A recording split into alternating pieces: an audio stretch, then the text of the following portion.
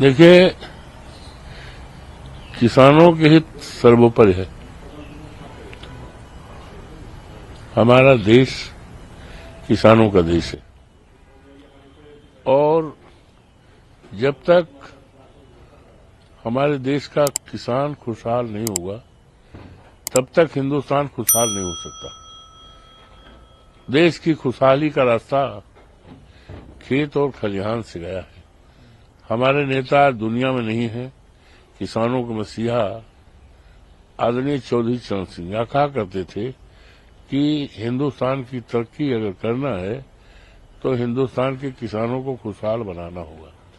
तो आज सबसे ज्यादा किसान जो अन्नदाता है, हमारा तो अपना निजी मानना है कि देवी देवताओं के बाद अगर इस धरती पर देवी देवताओं के बाद देवता सभी उसके हैं, उनके बाद अगर किसी का सम्मान होना चाहिए, आदर होना चाहिए, तो किसान का होना चाहिए।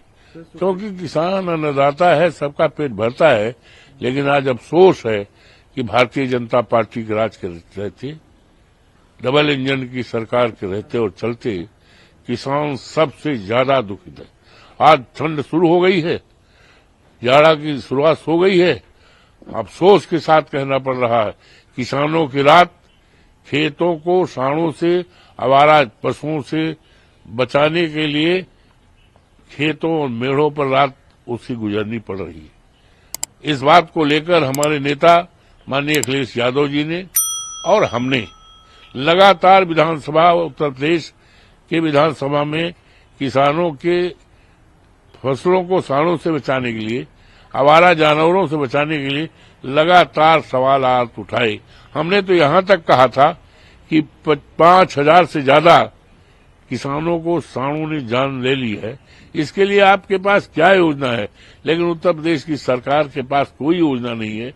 आज किसान परेशान है। न जाने कितने किसानों ने अपनी खेती छोड़ दिया है क्योंकि वो रखवाली नहीं कर सकते। तो और किसानों की तमाम महंगाई, हमारे प्रधानमंत्री जी ने कहा था किसानों की आमदनी हम दूनी करेंगे। किसानों की आमदनी दूनी करने का क्या कहा जाए, किसानों की आमदनी रसातल में चली, लागत के बराबर भी मूल्य नहीं आ रहा है।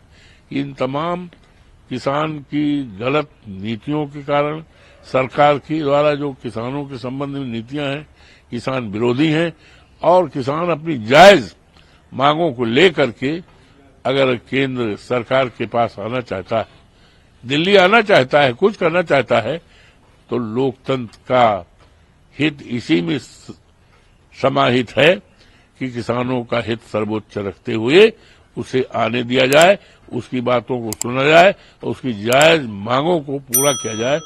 तभी हम कह सकते हैं कि हमने किसानों के लिए काम किया। ये हमारे प्रधानमंत्री जी ये राष्ट्रगुरु बनना चाहते हैं, विश्वगुरु। विश्वगुरु कैसे बनेंगे जब एक देश की अच्छी खासी आबादी 80% का किसान परेशान है, दुखित है, उसका पेट नहीं भर रहा है, तो आप विश्वगुरु की उपाधि किस आधार पर लेंगे?